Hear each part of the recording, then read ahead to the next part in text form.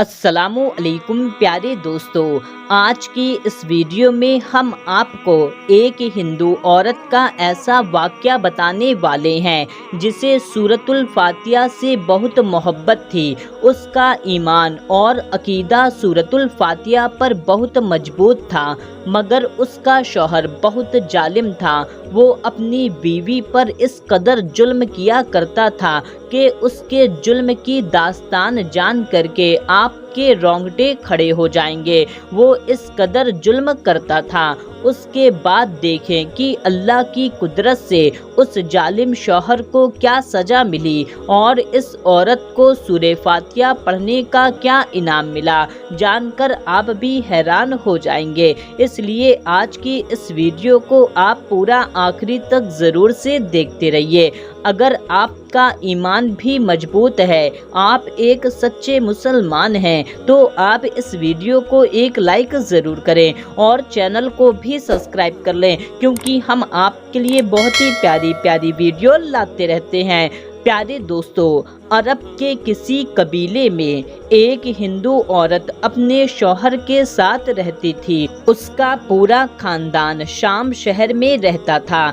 इसका शौहर एक बहुत बड़ा कारोबारी था। इस औरत ने कहीं से सुना था कि मक्का शहर में इस्लाम के आखिरी पैगंबर हज़रत मोहम्मद मुस्तफ़ा सल्लल्लाहु ताला अलैहि वसल्लम पर एक सूरे नाजिल हुई है जिसका नाम सूरतुल फातिहा है और उसमें हर बीमारी की शिफा है। जिस पर भी उसको पढ़कर फूका जाता है वो बिल्कुल ठीक हो जाता है और उसकी बेशुमार बरकत है। बात सिर्फ अकीदे की है।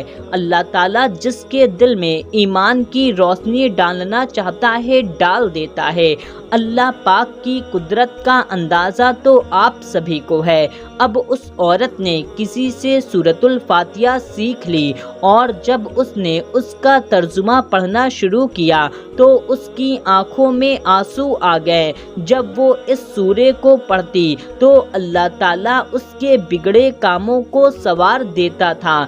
एक दिन उसे यकीन आ गया कि जरूर सूरतुल फातिहा में कोई जादू है।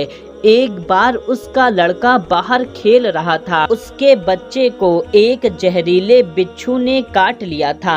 बड़े बड़े तबीबों और हकीमों को बुलाया गया, लेकिन सब ने ये कहकर जान छुड़वा ली कि ये बहुत जहरीला डंक था, इसलिए हम कुछ भी नहीं कर सकते। कुछ दिनों का मेहमान है तुम्हारा ये बच्चा। और माँ का रो रो कर बुरा हाल था और जो शौहर था वो अपने माबूदों की इबादत कर रहा था, उनसे मदद मांग रहा था, लेकिन कोई हल नहीं मिल रहा था। उस औरत को याद आया कि सूरतुल फातिहा में हर बीमारी की शिफा है। क्या मैं उसको पढ़कर अपने बच्चे पर दम कर दूं तो क्या मेरा बच्चा ठीक हो जाएगा?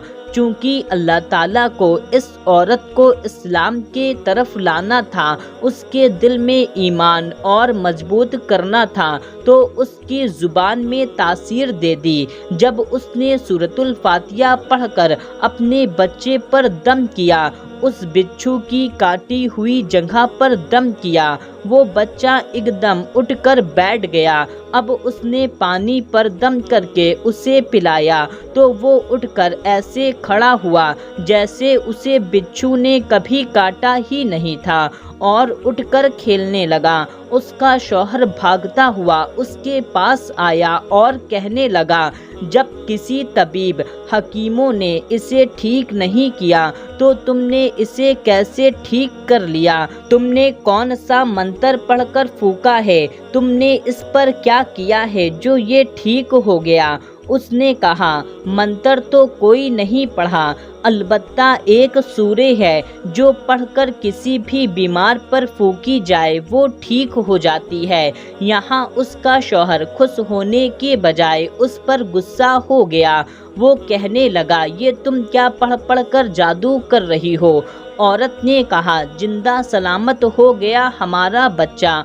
ورنہ یہ تو ہم سے بچھڑنے والا تھا۔ لیکن اس کے شوہر نے نہیں سنا اور بے رحم طریقے سے اپنی بیوی کو پیٹنے لگا۔ اس کو اسلام کے نام سے نفرت تھی۔ جب اس کی بیوی مسلمانوں والے کام کرنے لگی تو اس کو اپنی بیوی سے بھی نفرت ہو گئی۔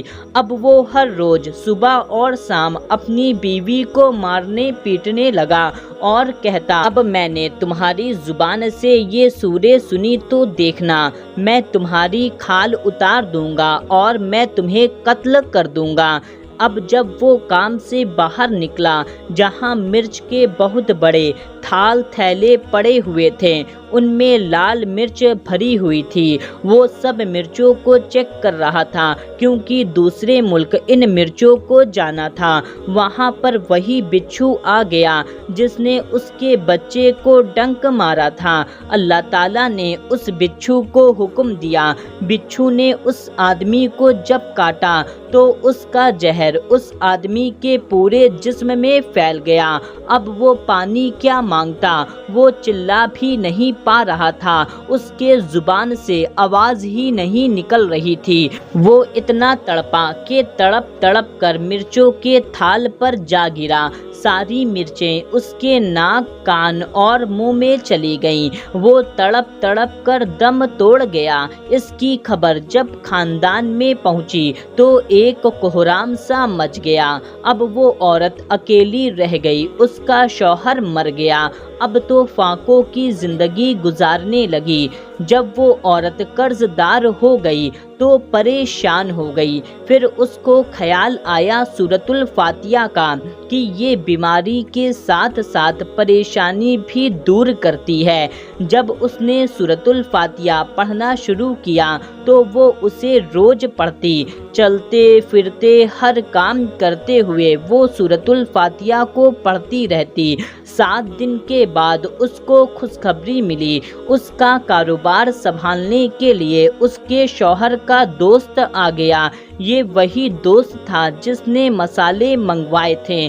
جب اسے خبر ملی کہ اس کا دوست فوت ہو گیا ہے تو وہ یہ دیکھنے آیا کہ کاروبار کیسا چل رہا ہے۔ اس عورت کے پاس آیا اور دیکھا اور کہنے لگا، وہ میرا بھائی جیسا تھا، آپ فکر مت کرو، میں آ گیا ہوں، آپ کی یہ پریشانی ختم ہو جائے گی۔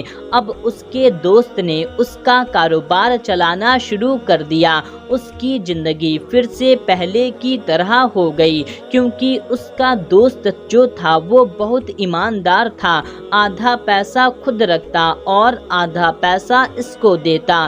ایک دن اس کے شوہر کے دوست نے اس عورت کو سورۃ الفاتحہ پڑھتے ہوئے سن لیا۔ اس نے اس کے دوست نے پوچھا، آپ یہ کیا پڑھتی ہو؟ اس نے کہا، میں یہ اسلام کے مقدس کتاب کی سورۃ الفاتحہ کو پڑھتی ہوں۔ اس کو پڑھنے سے مجھے بہت سکون ملتا ہے اور اس کو پڑھنے سے میری تمام پریشانیاں ختم ہو گئیں۔ پھر اس عورت نے اپنا سارا واقعہ سورۃ الفاتحہ والا اس کو بتایا تو اس کے دوست نے کہا کہ اگر آپ کو اسلام سے اتنی ہی زیادہ محبت ہے تو آپ اسلام قبول کیوں نہیں کر لیتی؟ اب تو آپ کا شوہر بھی نہیں ہے۔ تو اس عورت نے سوچا کہ یہ بات تو بالکل ٹھیک کہہ رہا ہے، اور پھر اس کے دوست نے کہا کہ مجھے بھی سورۃ الفاتحہ سے بہت محبت ہے، میں بھی اسلام قبول کرنا چاہتا ہوں،